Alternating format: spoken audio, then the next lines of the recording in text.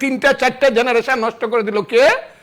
যাকে আমরা মনে করেছিলাম বাংলার মহান সন্তান জনাব মোহাম্মদ অধ্যাপক ইউনূস। উনি সমস্ত জিনিসটাকে সর্বনাশ করলেন।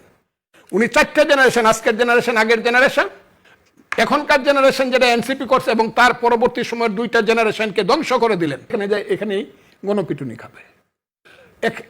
একদিনে ডাক দিলে যেখানে 60 লাখ লোক হইতো এখন 60 জন লোক হয় না। কারণটা হলো এখন বুঝতে পারছে এই ছেলেগুলা নেতা ছিল না, তারা ছিল অভিনেতা। এই ছেলেগুলাও নেতার অভিনয় করছে এবং নেতার অভিনয় করছে বলে এই ছেলেগুলা আঙ্গুল ফুলে কলা গাছ ফুলে বট গাছ ফুলে জোড়া, এদের একটা ছেলেকেও কেউ বিশ্বাস করে না। মানুষ থুতু দেয়, ঘৃণা করে, প্রত্যেকটা এমন ঘৃণা করে, এটা অকল্পনীয়। পুলিশ ছাড়া কোথাও গেলে গণপিটুনি এমন ভাবে খাবে, তারা রাস্তায় পড়ে থাকবে, কুকুরের সাথে কেউ টেনেও তুলবে না। আপনি বিশ্বাস করেন কিনা, আপনি তো বলছেন যে এই কালো শক্তি থেকে বের হয়ে আসতে হলে আমাদের আদর্শগত পরিবর্তন দরকার। সেই আদর্শিক জায়গা থেকে তাহলে তরুণদের কথা আসে, আমাদের তরুণ প্রজন্ম, দেশে যারা এখন আসলে রাজনীতি করতে চায়, এখন যারা রাজনীতি করছে, 2 বছর আগে একটা অভ্যুত্থানের মধ্য দিয়ে, বিপ্লবের মধ্য দিয়ে, আন্দোলনের মধ্য দিয়ে নতুন একটা তরুণ রাজনৈতিক দল হলো। সার্বিকভাবেই যদি বলি, স্পেসিফিক না করে যদি এনসিপি সম্পর্কেও না বলি, সার্বিকভাবেও যদি বলি, তরুণ রাজনীতিবিদদের কাছে তাহলে আমরা কি ভরসার জায়গা রাখতে পারি কিনা? যেই কমিটমেন্টের কথা আপনি বললেন আদর্শের জায়গা থেকে, সেই আদর্শের কমিটমেন্ট কি, মানে আদর্শিক জায়গাটা কি তরুণ রাজনীতিবিদদের মধ্যে তৈরি হচ্ছে না? এটার কারণ হলো আমরা একটা জিনিসকে দেখিনি।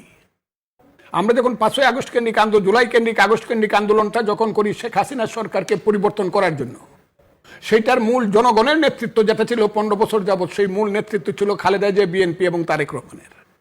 জমিটা বিএনপির, রোয়া লাগাইছে বিএনপি, ধান ফলাইছে বিএনপি, কাটছে ছেলেরা এবং আমরা সবাই মিলে এই দেশে। আমরা চিন্তা করছিলাম একটা স্লোগান বাস্তবায়িত হবে, 1 দফা 1 দাবি, শেখ হাসিনা কবে দাবি। শেখ হাসিনা কবে দাবির পিছনের কথাটা ছিল শেখ হাসিনা চলে যাবে, এখানে একটা গণতান্ত্রিকভাবে একটা নির্বাচন হবে এবং সেই নির্বাচনের মাধ্যমে নতুন সরকার আসবে, নতুন সরকার এসে গণতান্ত্রিকভাবে দেশ চালাবে। কারণ শেখ হাসিনা 2014, 2018 এবং 2024 এই দেশে গণতন্ত্রকে সে হত্যা করেছিল, মানুষকে ভোট দিতে দেয় নাই। সেই কারণে তার বিরুদ্ধে মানুষ খুব বিক্ষুব্ধ ছিল। এটা ছিল আন্দোলনের আসল ব্যাপার। কিন্তু এই 5ই আগস্টের ভিতরে এই যে কালো শক্তি তাদের ছিল যে গণতন্ত্রের নামে স্লোগানকে, এমনকি এই সব মুনাফেকের বাচ্চারা এবং মুনাফেকের দল পূর্ব দিগন্তে সূর্য উঠেছে রক্তলাল গান গাইছে, তীর হারাই ঢেউয়ের সাগর পাড়ি দিয়ে মুক্তিযুদ্ধের গান গাইছে, শেখ মুজিবের বাংলায় বৈষম্যের ঠাঁই নাই স্লোগান দিছে। তখন কালো শক্তি পিছনে ছিল, ছেলেরা সামনে ছিল। 5ই আগস্ট হওয়ার সঙ্গে সঙ্গেই তারা বলা শুরু করলো, আমরা কি শুধু একটা ইলেকশন করার জন্য রক্ত দিছি? এই দেশ আমরা পরিবর্তন করব। কি পরিবর্তন করব? 72-এর সংবিধান থাকবে না। মুক্তিযুদ্ধ কোনো যুদ্ধ না, যুদ্ধ ছিল, মুক্তিযুদ্ধ ছিল 47 এবং 24, মুক্তিযুদ্ধ ছিল গন্ডগোল। ইন্ডিয়া ষড়যন্ত্র করে আমাদের দেশ ভাঙছে, কাজে আমরা পাকিস্তানে ফেরত যাব। সংগ্রামটা তো এইখানে শুরু হইলো, দ্বন্দ্বটা এইখানে শুরু হইলো, আমরা তো শুরু করি। এইখানে 3টা 4টা জেনারেশন নষ্ট করে দিল কে? যাকে আমরা মনে করেছিলাম বাংলার মহান সন্তান জনাব মোহাম্মদ অধ্যাপক ইউনূস। উনি সমস্ত জিনিসটাকে সর্বনাশ করলেন। উনি 4টা জেনারেশন, আজকের জেনারেশন, আগের জেনারেশন, এখনকার জেনারেশন যেটা এনসিপি করছে এবং তার পরবর্তী সময়ের দুইটা জেনারেশনকে ধ্বংস করে দিলেন একটা ভুল পথে। এখানে একটা প্রশ্ন, এই যেই ছাত্ররা, যেই তরুণরা যারা এইরকম একটা বিপ্লব অথবা গণঅভ্যুত্থান বা আন্দোলন ডিজাইন করতে পারে, যারা পুরো দেশের নেতৃত্ব দিতে চায়, যারা বাংলাদেশের রাজনীতির পথ পরিবর্তন করতে চায়, তাদেরকে একটি মাত্র ব্যক্তি কোনো একটা কথা বলবেন অথবা তিনি যা বলবেন তা কিছু তারা বিশ্বাস করে নেবে। এই জায়গায় কি আপনার মনে হয় না যে এখানেও আসলে নীতিগত পার্থক্য অথবা একটা মিল বা মস্তিষ্কের একটা সংযোজন রয়েছে? এই যে আপনার এখানে বসে আছে, আমি এখানে যদি কোনো কলেজ থেকে তাকে, ভালো ভালো কলেজ যেগুলো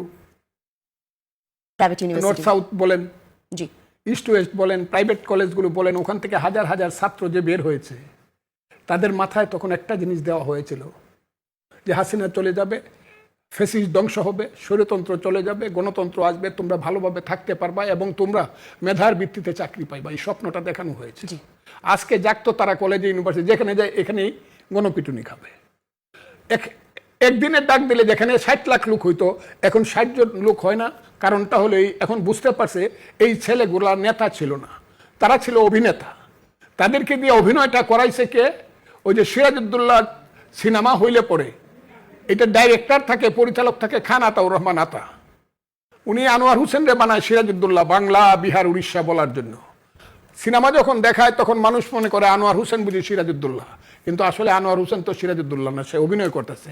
এই ছেলেগুলাও নেতার অভিনয় করছে, এবং নেতার অভিনয় করছে বলে এই ছেলেগুলা আঙ্গুল ফুলে কলা গাছ, কলা গাছ ফুলে বট গাছ, বট গাছ ফুলে জোড়া, এদের একটা ছেলেকেও কেউ বিশ্বাস করে না। মানুষ থুতু দেয়, ঘৃণা করে, প্রত্যেকটা এমন ঘৃণা করে, এটা অকল্পনীয়। পুলিশ ছাড়া কোথাও গেলে গণপিটুনি এমন ভাবে খাবে, তারা রাস্তায় পড়ে থাকবে, কুকুরের সাথে কেউ টেনেও তুলবে না। যে ছেলেগুলোকে একসময় মনে করতো বাংলাদেশের শ্রেষ্ঠ সন্তান আমাদের আজকের প্রজন্ম, সেই ছেলেগুলোর সঙ্গে এখন ভাদ্র মাসের ওই যে রাস্তায় যে কুকুর পরে থাকেন, এই এদের তুলনা হয়। এরা তো ধ্বংস করে দিচ্ছে। যাদের 100 টাকা ছিল না, এখন 100 কোটি টাকা আছে।